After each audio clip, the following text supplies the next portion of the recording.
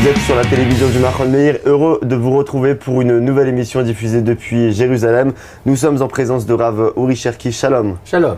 Shalom Boker Tov Rav. Aujourd'hui, on va parler de l'engagement et plus particulièrement du mariage. Alors, vu la grandeur du sujet, évidemment, on se contentera avec le temps qui nous est imparti de parler de quelques points et de donner quelques éléments de réponse à ce propos. D'abord, en allant à la source de cet acte si déterminant dans une vie, d'où vient cette institution Rav Uri Cherki? L'institution du mariage a évolué, comme vous le savez. Au début, c'était simplement le consentement d'un homme et d'une femme de passer leur vie ensemble. Et disons que ça se faisait par simple consentement.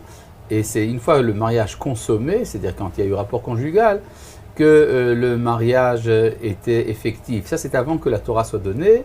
La Torah a institué, nous dit Maïmonide, une cérémonie particulière dans laquelle il y a une sanctification de cette union qui en fait détermine le fait que c'est l'homme et la femme ne sont pas simplement un animal et une animale, mais une entité morale. Et que cette entité morale donc fonde sa relation également sur l'engagement mutuel. Alors, dès la création, vous venez d'en parler, apparaît donc cette notion de dualité, Zachar ou Nekeva, mâle et femelle, et puis Ish, Veisha, homme et femme. Dans les premiers versets de Bereshit, d'ailleurs, au verset 28, il est clairement dit Dieu les bénit, l'homme et la femme, et leur dit Peru urbu, umilou et haaretz, croissez, multipliez et remplissez la terre. On se pose alors la question, Rav Cherki, de savoir est-ce que la finalité du couple marié ne serait que la procréation, que d'avoir des enfants? Vous avez mal cité le texte, donc ça peut créer cette confusion. En effet, la bénédiction de croître et multiplier n'est pas donnée à l'homme et à la femme, mais au mâle et à la femelle. C'est-à-dire qu'il y a dans l'identité humaine, en fait, trois niveaux de relations possibles, qui sont soit Zachar ou Nekeva, mâle et femelle, ce qui est commun à l'homme et à l'animal. Et donc on peut dire que de ce point de vue-là, la relation mâle-femelle a pour but uniquement la procréation. Elle est légitime, mais elle est minimale. Et puis après, vous avez une deuxième relation de type intellectuel, Ish et Isha. C'est-à-dire quand l'homme prend conscience du fait qu'il est subdivisé en deux identités, ça s'appelle Ish-Isha, mais ça ne porte pas encore de nom, et c'est ce qui entraîne le péché. Si vous entrez dans une maison et que quelqu'un dit « femme, fais-moi un café », vous vous dites que quelque chose ne va pas. Tandis que après la faute, la réparation se fait lorsqu'il y a un nom qui est donné à la femme, et là ils s'appellent les deux Adam et Chava, ils ont des noms propres. La relation de personne à personne, c'est ça la profondeur de l'institution du mariage. Vous parliez qu'à partir du moment où la Torah a été donnée, a été institué le mariage, pourquoi dans les 10 commandements, il n'est pas mentionné la mitzvah de se marier? Tout simplement parce que les 10 commandements nous parlent des problèmes les plus graves. Et la Torah suppose que le fait de se marier est une évidence tellement grande qu'il n'est pas nécessaire que Dieu se dérange pour nous en parler. Mais de ne pas tuer, ça c'est peut-être plus important. Le mariage comporte deux étapes, vous l'avez rappelé, sanctification, ce qu'on appelle les kiddushin, et ensuite l'élévation, les nisuim. Pour la sanctification qui sont, on peut dire, les fiançailles, on passe la bague au doigt de la mariée et on dit la phrase suivante, Areat mekudeshet li betabadzo, kedat Moshe ve Israël, voici, tu es pour moi sanctifié par cet anneau, selon la loi de Moïse et d'Israël. Qu'est-ce qu'on entend par la loi de Moshe d'une part et la loi d'Israël d'autre part? Eh bien, la loi de Moshe, c'est tout simplement la Torah. Mais pourquoi est-ce qu'on rajoute d'Israël? C'est pour que les rabbins puissent intervenir dans la validité du mariage dans le cas de nécessité d'annulation. Il y a des cas extrêmement rares où les sages prennent sur eux d'annuler la cérémonie du mariage sans même passer par un acte de divorce, tout simplement en confisquant l'anneau rétroactivement. Cela leur est donné, cette possibilité leur est donnée justement par ce petit mot Ve Israël, c'est-à-dire la loi des sages d'Israël. Si le mariage, est-ce que le mariage est une institution finalement humaine, on va dire la cérémonie, à ce moment-là, comment on peut l'attribuer à la Torah ou l'attribuer au divin? Tout simplement, le fait que ce soit une mitzvah dans la Torah, c'est ça qui confère à la cérémonie du mariage une dimension divine. C'est surtout qu'il y a des règles pour le faire. C'est-à-dire, il peut y avoir des conventions dans différentes sociétés, comment est-ce qu'on se marie. La Torah en a déterminé une et pas d'autre. Et donc, de ce point de vue-là, c'est une mitzvah. C'est comme, par exemple, quand vous mangez de la matzah le soir du seder, eh bien, manger une forme de pain, azim ou pas azim, c'est quelque chose d'humain. Mais comment le manger et quand le manger, ça peut devenir une mitzvah. On voit durant la cérémonie du mariage le bris du verre aussi. Il y a l'étape du bris du verre où l'on cite le célèbre psaume Imesh Kachach Yerushalayim. Oui, bah alors tout ça c'est devenu un peu presque mythique, hein, pour tout vous dire. Dans le Talmud, il n'est pas question de ce verre cassé, ni dans la Mishnah, ni dans la loi écrite. En fait, c'est une dérivation d'un événement mentionné dans le Talmud, comme quoi lors d'une grande joie de mariage, il y avait trop de rire, alors un des rabbins a brisé un verre pour amener le sérieux. Comment ? Pour casser l'ambiance. Oui, pour casser l'ambiance, exactement. Et bon, alors c'est devenu une très belle coutume qui nous rappelle la destruction du temple. En vérité, la coutume originelle, c'était de mettre de la cendre sur la tête du marié. C'est encore pratiqué dans différentes communautés. Et ça, c'est effectivement mentionné dans la Mishnah. Alors pourquoi il est d'usage de dire que c'est que lorsque le Beth Amikdash sera reconstruit, qu'il y aura une joie complète? C'est la pure vérité. C'est-à-dire, vous ne pouvez pas être heureux dans un monde où le Beth Amikdash n'est pas construit, où la relation entre le divin et l'humain n'est pas totalement consommée par la présence de la Shekhinah dans le Beth Amikdash. C'est évident que c'est un problème. Et donc, il est tout à fait souhaitable que quelque chose soit fait dans la cérémonie du mariage, qui est une grande joie, pour rappeler que cette joie n'est pas complète. Tout simplement, l'histoire de casser le verre, c'est un usage un peu tardif, mais enfin, je n'ai rien contre. Vous rappeliez tout à l'heure une des finalités... Je l'ai fait moi-même.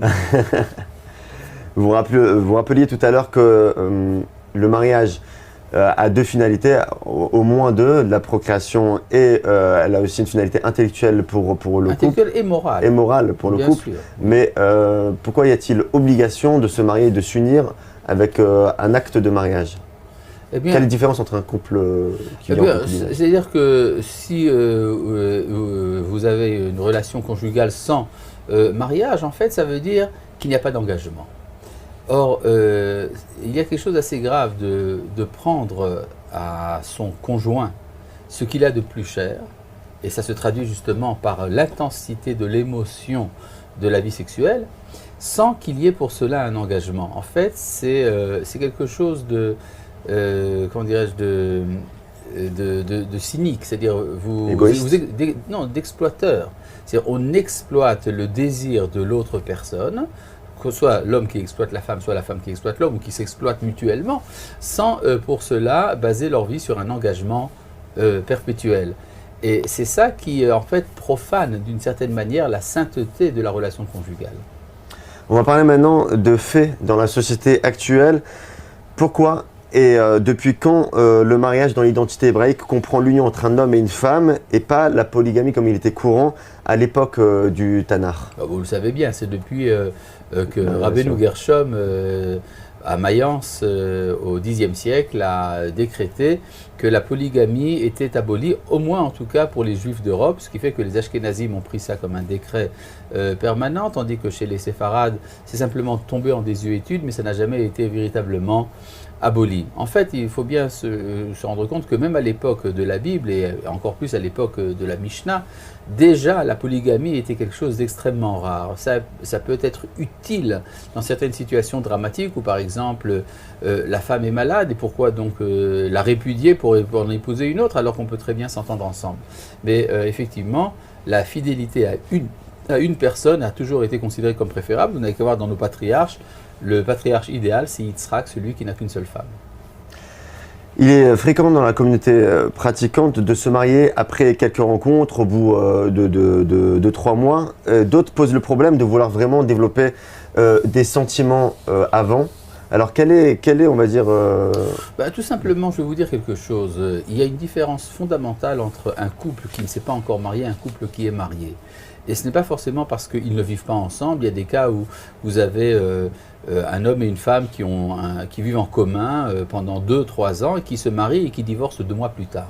Tout simplement parce que le type de relation qui est entretenu à travers le mariage est tout à fait différent puisqu'il engage justement d'abord un engagement et en plus de ça une mise à jour totale de la personnalité de l'un envers l'autre, ce qui n'est pas le cas sans mariage. Ce qui fait que tout ce qui peut être développé avant le mariage est en fait très minime par rapport à ce qui se développe par la suite. Donc, une fois qu'on s'est connu pendant 2, 3, 4 mois, en fait, on est déjà totalement informé sur ce que l'on voulait savoir de l'autre, sur le type de relation sentimentale qu'on peut avoir envers l'autre, après ça ne fait que créer une relation maladive qui crée des hésitations et qui finalement aboutit à des brise-cœurs. Comment être sûr de ne pas se tromper? Ben ça, dans ce cas-là, vous n'avez qu'à ne pas naître. C'est-à-dire, si vous voulez ne pas vous tromper, vous pouvez de rester un ange et non pas un être humain sur Terre. Nous sommes faits pour nous tromper. Il est évident que dans tout acte que nous faisons, même les actes les plus importants de la vie, nous faisons des erreurs.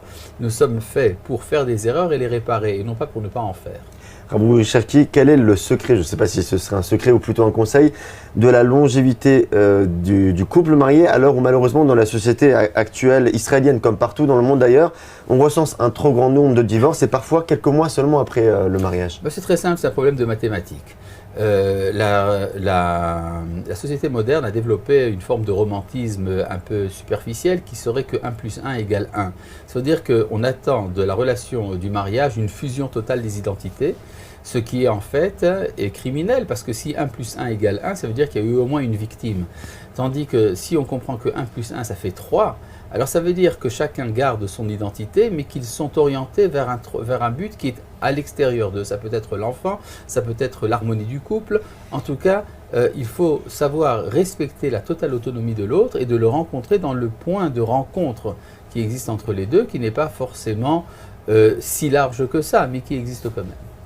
Rabbi Cherki, dernière question. Aujourd'hui, un des sujets fétiches qui agitent la société israélienne, c'est le débat sur le mariage civil et sur le mariage religieux.